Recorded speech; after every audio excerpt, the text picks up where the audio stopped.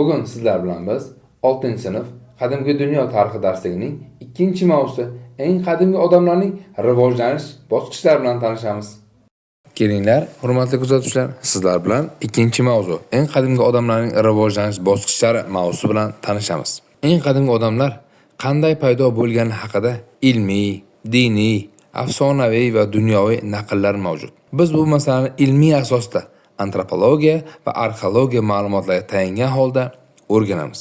Yer yuzidagi dastlabki odamlar qaddi qomatini tik tutib yurishi, mehnat qurollari yasash, ulardan foydalana olish imkoniyati bilan hayvonlar olamidan ajralib turgan. Olimlar turli mintaqalarda yashagan insonlarni bir qanchasini topib o'rganishgan. Keling ular bilan tanishib chiqamiz. Ulardan birinchisi Janubiy Afrikadan topilgan Australopitek, ikkinchisi Sharqiy Afrikadan topilgan Zinch vodiysidagi Zinjantrop, uchinchisi Indoneziyaning Yava orolidan topilgan Pitikantrop, Xitoy hududidan topilgan Sinantrop, Germaniya hududidan topilgan Neandertal, Fransiyaning Kramanion g'oridan topilgan Kramanion odamlari sanaladi. Inson yasagan qurollari dastlab toshdan yasalgan. Shuning uchun ham ular tosh asri deb ataladi.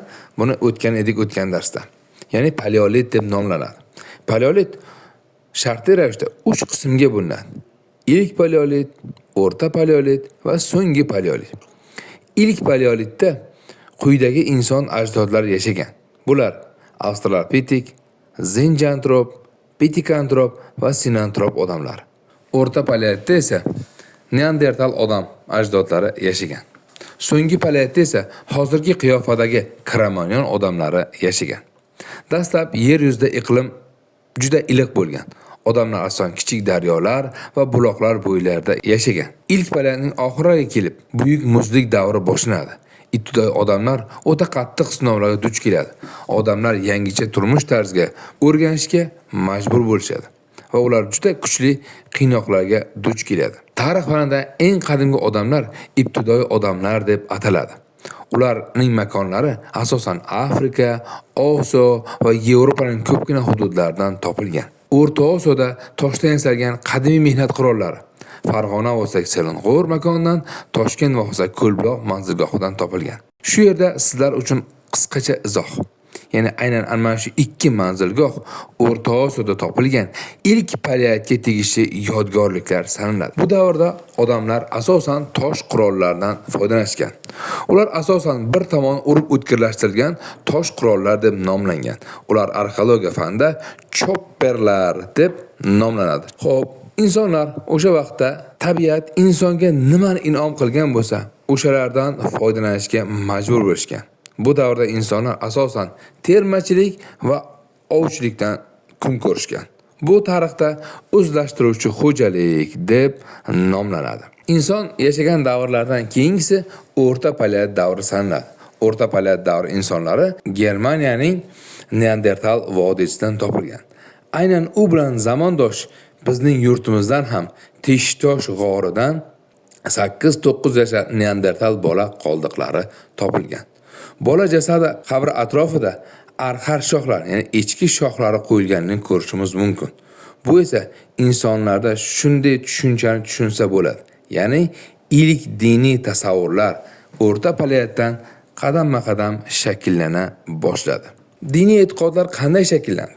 Diniy e'tiqoddan vujudga kelishi mehnat faoliyati, tevarak olam haqida to'plangan bilimlar asta-sekin insonning fikrlash qobiliyatini va tafakkurini o'zgartirdi. Odamlar o'z atrofida tushunarsiz hodisalar bo'layotganini, kun va tunning almashishi, fasllar almashishi, turli tabiat hodisalar oldida ojiz edilar va odamlar sekin-asta ushbu hodisalarga e'tiqod qila boshladilar. Ya'ni din sifatida sig'ina boshladilar va insoniyat tarixidagi dastlabki dinlar paydo bo'la boshladi. Bular quyidagilar edi. Insonlar biror hayvon yoki o'simlik turi bilan qarindoshlik aloqasiga kirishdilar. Bu fanda totemizm deb nomlandi.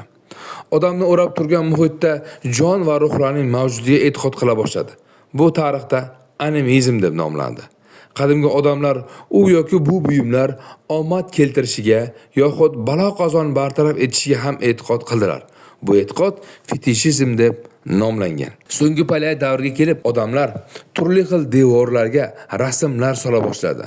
Bu diniy tasavvur bilan bog'liq hodisalardir. So'nggi paytda paydo bo'lgan dastlabki suratlar Ispaniyadagi Altamir, Fransiyadagi Lasko va Boshqirdistondagi Kapova g'orlaridan dastlabki surat qoldiqlari topildi. Insonlar bu orqali o'z tafakkurlarini rivojlantirdilar. Sekin-asta odamlar o'zini qurshab turgan tevarak olamni tushunishga intilishi eng qadimgi tasviriy san'at rivojlanishi uchun asos bo'lib xizmat qildi va inson sekin-asta yangi davrga, ya'ni hozirgi qiyofaga insonlar shakllanishgacha bo'lgan davrni etap-etap, qadamma-qadam bosib o'tdi. Hurmatli kuzatuvchilar, mana ikkinchi mavzu haqida qisqacha darsimiz yakun bo'ldi.